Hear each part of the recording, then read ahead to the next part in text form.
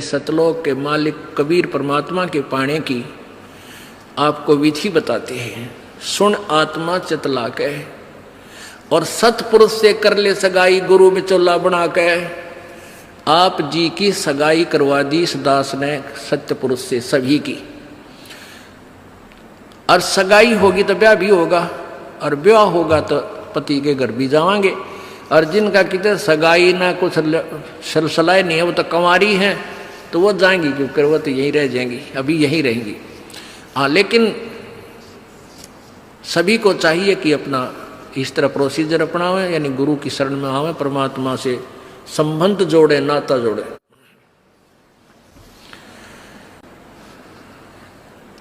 सतपुरुष से कर ले सगाई, गुरु बिचौला बना के फिर सत्संग बान बैठिए लाडो और दान की मेहंदी रचा के। जैसे बान बिठाया करते हैं, 5-6 दिन बिठाया करते हैं, 6-7 दिन, तो परमात्मा कहते हैं वहाँ वो तेल चढ़वाता वो बान नहीं, इस सत्संग रूपी बान में यहाँ बान बैठो, यहाँ आओ, ये राम नाम का तेल चढ़ावांगे आपके, और फिर आपका रंग रूप निकल जाएगा, यानी आपके अंदर परिवर्तन आएगा। तो क्या कहते हैं, सत्संग बान बैठिए लाडो और दान की मेहंदी रचा के। ये लाल हाथ करने से कोई लाभ नहीं है, इन हाथों की मेहंदी दान है। 2 पैसे अपनी कमाई में 10वां अंश गुरु को दीजिए और जीवन जन्म सफल कर लीजिए। और 5 गहने पैर सुहागन, शील, संतोष, विवेक, दया, आधीनी, विनम्रता, और सतनाम की बिंदी लाके जैसे टिक्की लगाते हैं, कहते हैं तेरा मूल मंत्र ये सतनाम हो, ये सच्चा नाम 2 अक्षर का जिसमें एक ओम और एक तत् है, ये त्रिबिंदी हो, यानी तेरा ये खास सबसे पहले दिखाई दे कि ये सतनाम उपासी है। आत्मा परमात्मा को जब प्यारा लगेगा तू जब स्वीकार करेगा। और फिर क्या कहते हैं, प्रेम की लाली ला कै सुरता क्यों ना पति रिझावे है। ये लाल ओठ करने से कोई लाभ नहीं है, ये तो मूर्खा के काम है। पहले कोई भी ऐसी क्रिया अच्छे घरों की बहन बेटियां नहीं करते थे। इस नकली सी सिनेमा ने, इन टेलीविजनों ने ऐसा भट्ठा बैठा दिया कि सबको एक सत्र पर गली में ला खड़ा किया। गांव घर में ब्याह होता है, पहले कंजरी नाचा करती, हिजड़े नाचा करती, ये वैसाएं नाचा करती थी। अब बहु अच्छे घरों की बहू बेटियां सरेआम गली में डांस करती हैं, ऐसा बूंदा लाल थोपड़ा करके। तो क्या ये अच्छे कर्म है? ये नहीं करना चाहिए। एक सभ्यता से रहना चाहिए। हम इंसान हैं, वो तो एक समाज का जो बिगड़ा हुआ रूप होता था वो इस तरह की बकवादियाँ किया करते थे। तो ज्ञानहीनता, मर्यादाहीनता, निर्लज्जता इतनी बढ़ गई समाज में, इसको भी अब सेट करना है। तो कहते हैं प्रेम की लाली ला के, प्यार तो बोला सब बान भाइयां थे, सभी भक्तों से, समाज में वो भी कोई बगैर उपदेशी भी रिश्तेदार है, सबसे मृदु भाषा से प्रयोग करे, मीठा बोला है, प्यारा बोला है, ये तेरी लाली है, ये तेरे होठों की शोभा है। फिर कहते हैं जाप अजप्पा जप के अपना दहेज बना लिए। ओह, ये भक्ति की कमाई जो श्वास उस श्वास से ये अजप्पा जाप कहलाता है। कहते इसका जाप करके तू अपना ये दहेज बना, यानी धन जोड़ ले जो आगे लेकर जाना है, दहेज जो अपने पति के घर लेके जाना है।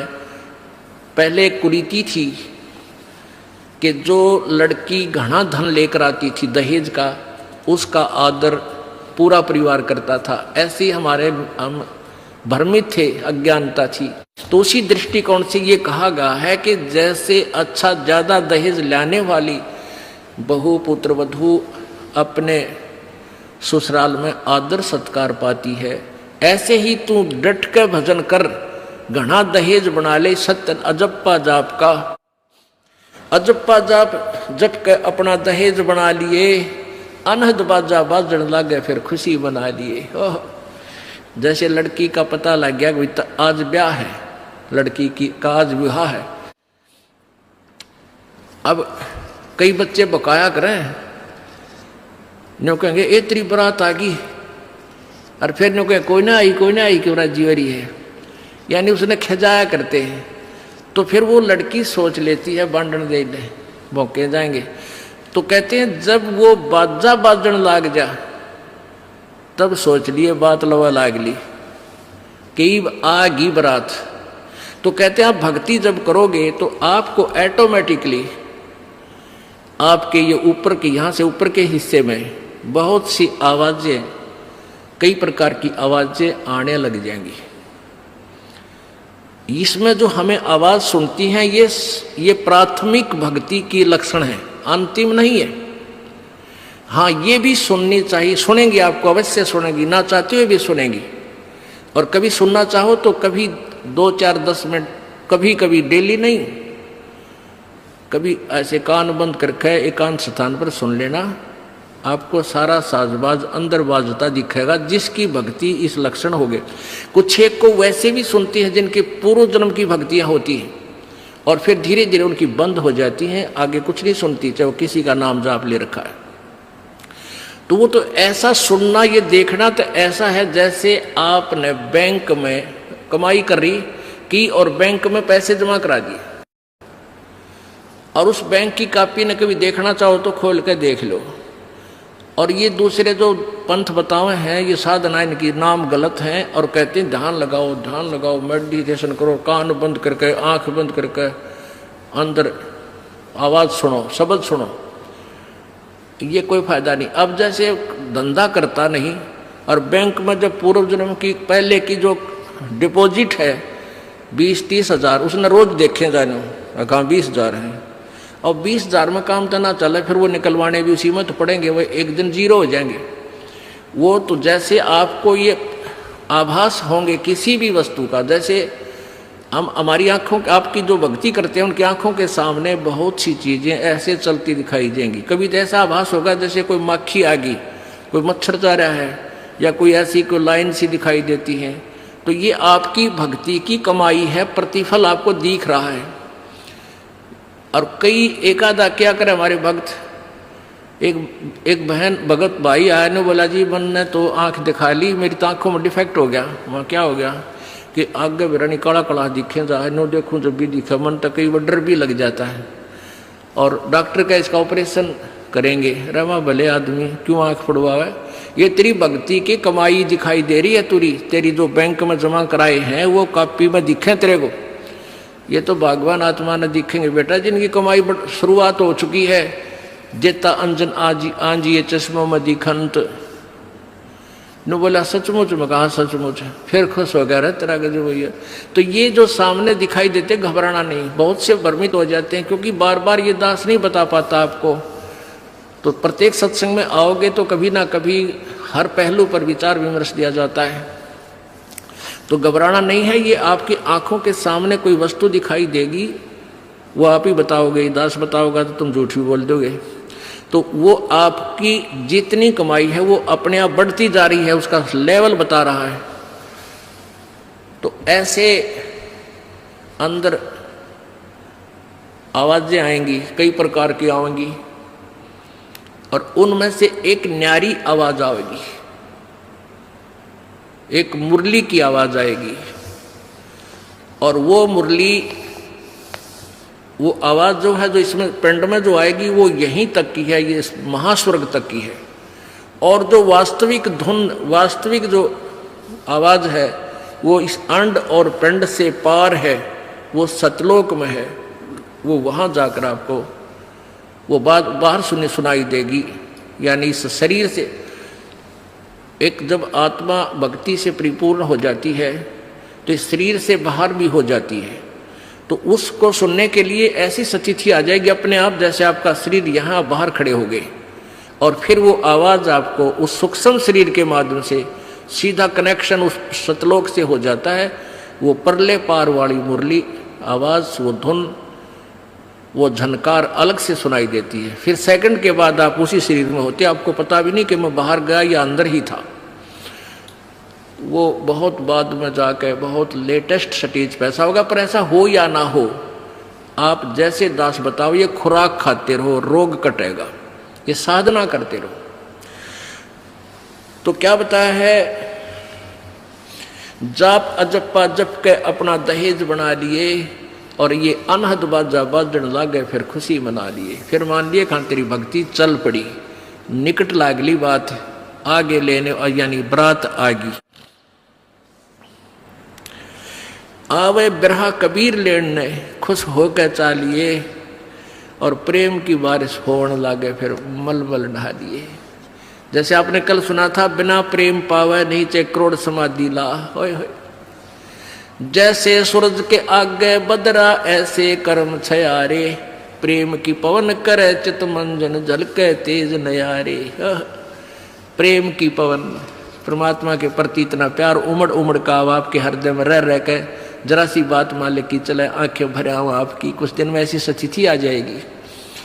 तो ये प्रेम की पवन चलेगी। जैसे सूरज के आगे बादल होते हैं तो सूर्य का प्रकाश निष्क्रिय हो जाता है, और जब हवा तेज चलती है बादलों को इधर उधर फेंक देती है तो सूर्य का प्रकाश ज्यों का तो सामने चमक रहा होता है। ऐसे परमात्मा और अपने बीच में, आत्मा के बीच में पाप कर्मों का गरावा यानी बादल छाया हुआ है।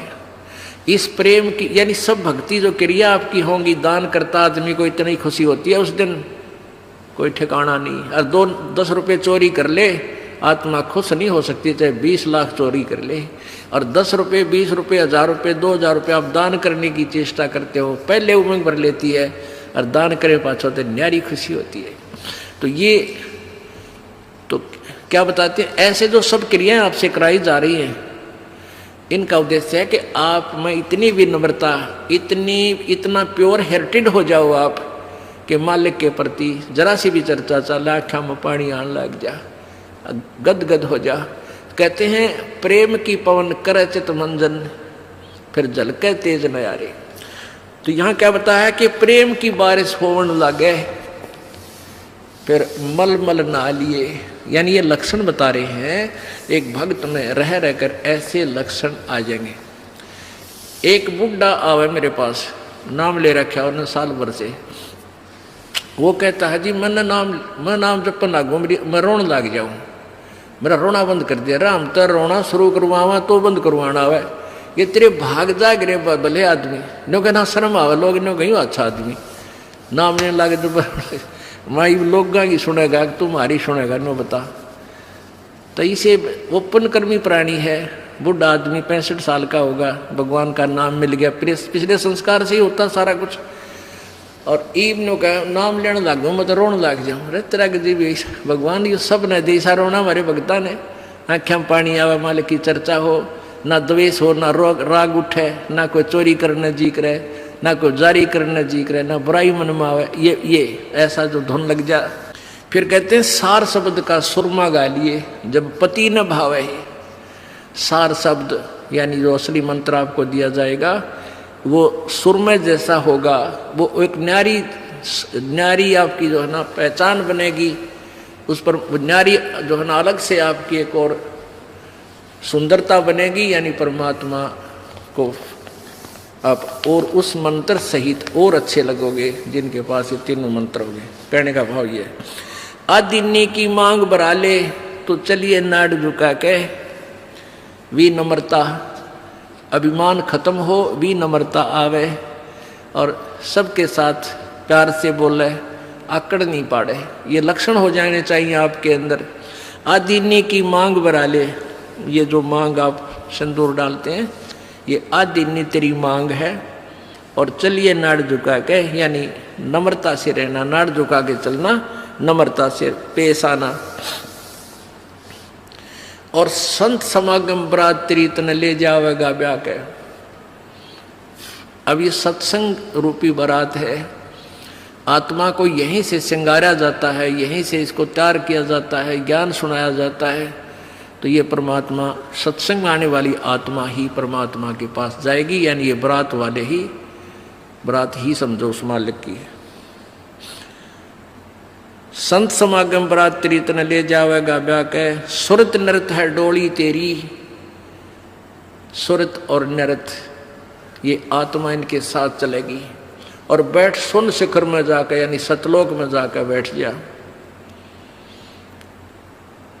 और मकर तार का खेल कांगना अलल ध्यान दचा के। अब कांगना खेलते हैं ना, जैसे यहाँ एक मोटा बांध जा, दूसरा मोटा बांध जा रहे नाड़ा और कई गांठ ला दें, फिर नो कहेंगे वो देवर खोल लेगा इसने, कांगना खेल रहेंगे ना खुल जा उबरण के फंड होया करना लंबा चौड़ा सिस्टम। तो परमात्मा कहते हैं अब मकर तार का खेल कांगना, छूट ना जा आते हैं, छूट गया वो हार जाएगा। तो उस मकर तार का ऊपर से जब आत्मा यहाँ से चलेगी, परमात्मा कई तरीके से इसको कहीं किसी स्थान पर किस तरीके से आपने जाना है, तो आप कभी कई बार एक आध बार कभी ध्यान वैसे ही कुदरती लग जाता है, बैठ जाते हैं, कभी आंखें खुली है तो भी बंद हो जाती हैं।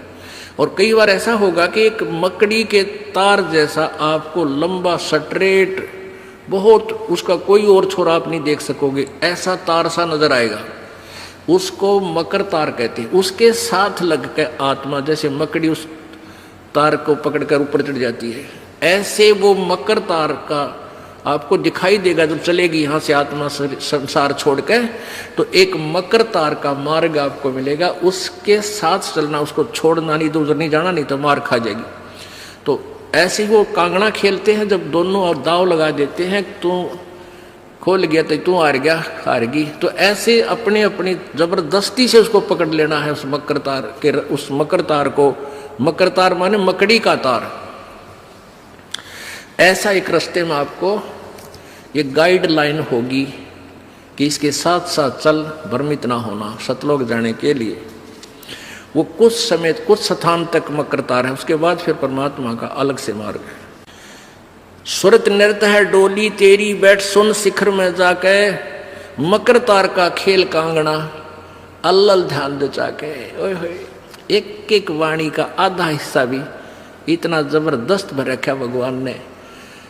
अब अलल पंख, अलल ध्यान दचा के, एक अलल पक्षी होता है, उसको अनल भी बोलते हैं। अनल, अनल माने वायु, यानी वो आकाश वायु में ही रहता है, ऊपर नीचे नहीं आता। वो अंडे भी ऊपर ही दे देती है वो अलल पक्षी मादा, और उन अंडों को हवा में छोड़ देती है, और ऐसे स्थान पर अंडे देती है, पैदा करती है कि नीचे केले के बन हो, केले के बन। तो केले कैसे फंसे रहा कर, केले के बना बनो आपस में बहुत लंबे लंबे बढ़ जाते हैं।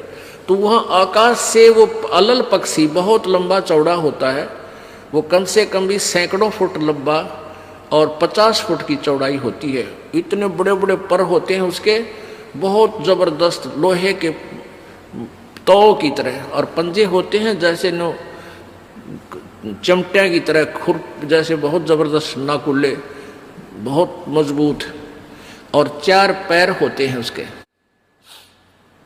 पक्षी होता। तो वहां से अंडे छोड़ देती है भगवान हवाला है। अंडे नीचे आते हैं हवा की घर्षण से, वो परवरिश को यानी वो पक जाते हैं, और केले के अच्छे भारा भारा अंडे होते हैं, वो 2-2 दड़ी के, और ऊपर तो 1-1 दड़ी के 5-5 किलो के, और ऊपर तो आते ही वो केलों के पत्तों पर आकर गिरते हैं। उन केलों को तोड़ते हुए सपीटते नीचे आते हैं। तो केलों पर गिरने से, उन केले पर गिरने से, उन पेड़ों पर, तो उसकी स्पीड कम हो जाती है, और तो केले को तोड़ता हुआ वो आसानी से आकर नीचे पड़ता है, और पड़ के फूट जाता है, उसमें से बच्चा निकल जाता है। वो बच्चा वहां फिर उस वन में घूमता है, फिरता है, चारा चरता है, और फिर कुछ दिनों में वो उड़ने लग जाता है, यानी परिपक्व हो जाता है, वो प्रफुल्लित हो जाता है, और वो उड़ कर देखता है, काफी दूर तक उड़ता है, फिर वापस आ जाता है, 1-2 साल तक वही रहता उस वन में। उन पक्षियों के साथ भी घूमता है, अपने मित्रों के साथ जो दूसरे पक्षी होते हैं, अन्य जीव जंतुओं के साथ भी घूमता है, लेकिन उनमें उसकी मित्रता नहीं रहती है, क्योंकि उसको पता होता है कि मेरे माता पिता ऊपर हैं, यहाँ नहीं है। पुण्यात्मा, ये बहुत ही उत्तम ज्ञान है और छुपा हुआ ज्ञान था, ये तत्व ज्ञान है। इसको समझाने के लिए बहुत से उदाहरण आपके समक्ष पेश करने पड़ते हैं ताकि आत्मा अपने परमात्मा की तरफ आकर्षित हो जाए। आपने कैसे रहना इस संसार में, ये अलल पक्षी के बच्चों की तरह। अब वो यहाँ आए, यहाँ आसपास उस वन में पक्षी पशुओं के साथ रह रहे हैं, लेकिन उन एक पल भी वहाँ जाने को नहीं बोलते कि एक बार हम उड़न जोगे हो जावा, उसी दिन भाग जावांगे यहाँ से, हम जवान हो जावें तो उसी समय चल पड़ेंगे। तो जब वो युवा हो जाते हैं और खूब उड़ने योग्य हो जाते हैं तो चलते समय कहते हैं 5 हाथियों को वो पक्षी, अलल पक्षी ऐसे लटका, क्योंकि उन केड़ों के वन में हाथी के भी झुंड के झुंड होते हैं, वहाँ होते थे पहले समय में, मतलब बने ना रहे, तो वहाँ झुंड के झुंड हाथी होते हैं, नो एक दूसरे के सट कर चला कर सैकड़ों की संख्या में, कई झुंड है। तो वो अलल पक्षी उनके ऊपर झपट्टा मारता है और उसके इतने तेज वो होते हैं 1.5 फुट के पंजे, और उनको ऐसे फंसा लेता है चारों हाथियों को, 4 हाथियों में, 5 और 5वें ने नोक मुंह के साथ, कहते 5 हाथियों को उठाकर वो अलल पक्षी आकाश में चला जाता है अपने माता पिता के पास, और फिर उनका आहार लेकर जाता है, वो आहार उससे उनसे करते हैं। तो अब आप यहाँ आए हो, अलल पक्षी की तरह ध्यान रहे, एक पल भी वो पक्षी का बच्चा अपने माता पिता को नहीं बोलता कि मैं यहाँ का नहीं हूँ, मेरे तो ऊपर है माता पिता, और जब मैं यहाँ से जब जाने जोगा हो जाऊंगा 1 मिनट में चल पड़ूंगा। तो आप उस अलल पक्षी के बच्चे की तरह यहाँ अब तैयार हो, अच्छी खुराक खाओ राम नाम की, और मजबूत हो जाओ, और चलते समय इस राम नाम की कमाई लेकर ऊपर चलेंगे। अब कहते हैं अलल ध्यान जचा के वो पक्षी का बच्चा एक पल भी वो यहाँ रह ही नहीं सकता, उसको ये पता होता है, कॉमन सेंस होती है कुदरती, कि मेरे माता पिता वहाँ है, जिस दिन मैं यहाँ से जान योग्य हो जाऊंगा एक पल नहीं रहूँ यहाँ पर। तो ऐसे आपने ये हर दम उस सतलोक में जाने का अलल पक्षी की तरह यो ध्यान लगा कर वो जचा कर रखनी है, इसको भूल नहीं पड़ने देना। मकर तार का खेल कांगना अलल ध्यान जचा के, और बैठ विश्वास सेज बिछा के, जो शब्द छैल आवे है। अपनात्मा कह कबीर सुनो भी साधो, मैं तो हूं विश्वास में, जो क्रिया जो साधना आपको बताई जाती है वो साधना वो है जो सब सदग्रंथों में प्रमाणित है, और वो है जिन महापुरुषों ने परमात्मा पाया उन्होंने भी यही क्रियाएं की। तो आप एक विश्वास रूपी सेज पे, जैसे दुल्हन होती है अपने पति के इंतजार में वो बैठ जाती है, तो ऐसे ही कहते तू अपना विश्वास रूपी सेज बिछा के इंतजार कर उस परम पिता के आने की। विश्वास तेरी सेज है, यानी तेरा विश्वास है तो मालिक आवेगा, और विश्वास नहीं है तू ही वहां से चला गया कि तो फिर पति कहाँ मिलेगा। कहने का भाव ये है कि डगमग नहीं होना है, अपना विश्वास दृढ़ रखना, जो बताया गया ये विधि और यही भक्ति आपको परमात्मा मिलाएगी। यानी शब्द छैल का अर्थ है वो अविनाशी परमात्मा, शब्द अर्थ अविनाशी को कहते हैं। अविनाशी परमेश्वर तेरा पति तुझे वहां लेने आएगा, और इस प्रकार हम परमात्मा पाएंगे। बोलो सतगुरुदेव।